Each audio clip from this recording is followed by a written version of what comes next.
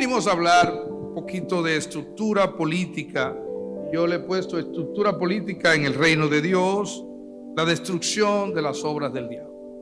A veces se cree que ser político es fácil, que es tan sencillo como usted hacer una campaña, buscar un dinero y entonces se monta, se hace político y la gente empieza a decirte, bueno, ya ese, como me dicen a mí en las redes, ya él cuadró. Otros lo dicen de otra manera, dice mangó Dios, tiene su sueldito, él no lo suelta.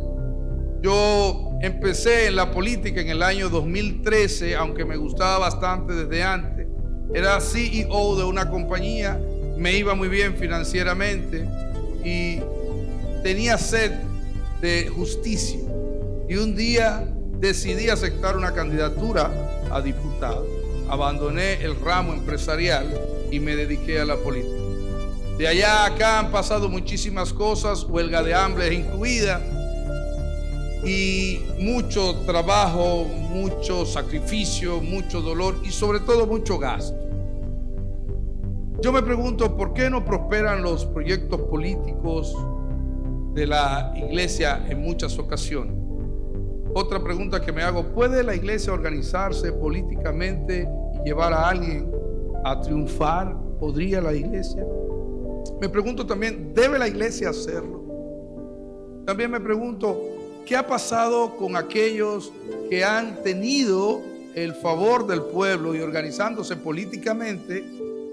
¿Qué ha pasado con ellos? ¿Han triunfado? ¿Han fracasado? ¿Hemos logrado algún tipo de avance por el hecho de que somos cristianos? ¿Ganamos la presidencia? ¿Somos políticos? ¿Qué ha pasado? Tenemos que reflexionar sobre eso. La primera reflexión que quiero traerles son de los proyectos políticos del Señor. El Señor ha tenido históricamente proyectos políticos y quiero iniciar hablando del proyecto político de José. José soñaba con gobernar, él se lo dijo a sus hermanos, Dios me lo reveló, yo quiero gobernar, vamos a gobernar, yo los voy a dirigir a todos ustedes.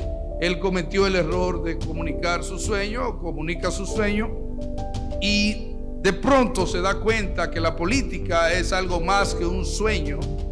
También vienen momentos muy duros y en tu ascendencia a la vida política vas a vivir momentos bastante dolorosos. Así es que Rubén oyó ya la conspiración de sus hermanos y a José lo golpean y lo venden y ahí él se encuentra con la realidad. José va a Egipto, lo venden como esclavo, ¿verdad? Llevan las ropas al padre y entonces él llega a Egipto. En Egipto José empieza a prosperar y una de las distracciones que tiene la política es la prosperidad. Cuando tú no entiendes que un político no es necesariamente un hombre rico y que no se va a la política a hacerse rico, tú puedes distraerte, porque también la política puede darte por muchísimas razones algún nivel de influencia y algún beneficio. Así es que José prospera y cuando ya está levantando el vuelo y está próspero, entonces Dios le dice, te toca una segunda lección y ahora vamos allí. Y el allí era la cárcel. Entonces José cae preso. José va a la cárcel y en la cárcel dice que los encerraron con los presos. Y oigan lo que dice en el verso 25. Mas el Señor estaba con José y le extendió su misericordia y le concedió gracia ante los ojos del jefe de la cárcel. Y el jefe de la cárcel confió en la mano de José. Y el jefe de la cárcel no supervisaba nada de lo que tuviera en mano de José, porque José estaba en un proceso de aprendizaje. Él no sabía qué tan profundo Dios tenía un plan con él. Aquí hay gente que va a ser presidente de la República posiblemente. Aquí hay gente que va a ir al Senado, porque todo el que está aquí está hablando de gobernanza y espiritualidad es porque tiene algún interés. Dios tiene un plan contigo, Dios tiene un plan con esta nación. Como decía el profesor ahorita, él decía que Dios obra en nosotros, más allá de nosotros mismos, más allá de nosotros saber hacia dónde vamos. Dios tiene un plan. Y Dios tiene un plan con la nación para cada momento de la historia. Así es que Dios tenía un plan con José. La gente quiere que las cosas se den rápido, pero José seguía en su proceso rodando, caminando.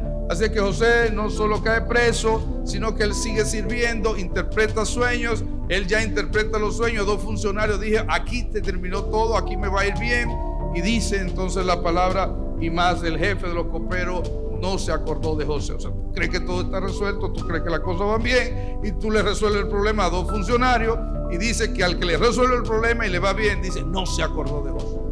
Dios sigue tratando con José, Dios sigue estableciendo su plan, y el proyecto de José lo lleva al faraón, porque Dios va conectando puntos. Tú crees que no, pero Dios sabe lo que está pasando en nuestro país, y Dios ahora mismo está conectando puntos más allá de lo que tú crees, más allá de lo que tú piensas. Dios está conectando puntos. Entonces José llega a la casa del faraón y allí interpreta un sueño, y él cree que todo va a ser así. José vuelve de la casa del faraón a la cárcel.